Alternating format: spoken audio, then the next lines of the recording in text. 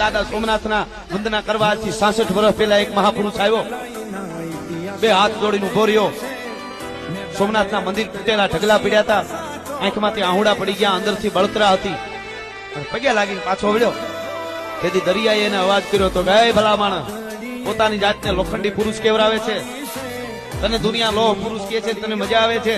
આ હિન્દુસ્તાનની શાન દાદા સોમનાથનું મંદિર તો તૂટેલું ઢગલા પીડ્યા છે. પાછો ભાઈ દરિયાના ખારા પાણીમાંથી અંજલી ભરી માણસે કદી પ્રતિજ્ઞા કરી કે વિધર્મીઓ, વિદેશથી આવેલાઓ, તમે અમારા હિન્દુ ધર્મને તોડવાની ગમે એટલી કોશિશ કરો, પણ એક દિવસ આ દાદા સોમનાથના મંદિરને પૂર્ણ રીતે ઉભું કરી અને માથે જો ધજા નો ફરકાવતો હું સરદાર વલ્લભ પટેલ નહીં, આ મારી પ્રતિજ્ઞા છે. ભલા માણસ સાહેબ એને કરી બતાવ્યું એટલે એને અમે કાયમ યાદ કરી. અમે એના ગીત ગાઈ, બાકી ગાંઠિયા વણતા વણતા સુરમાં મોઢા કરી જાય, એના રાહાડા ન ગાવાના હોય, એની વાતો નથી. આ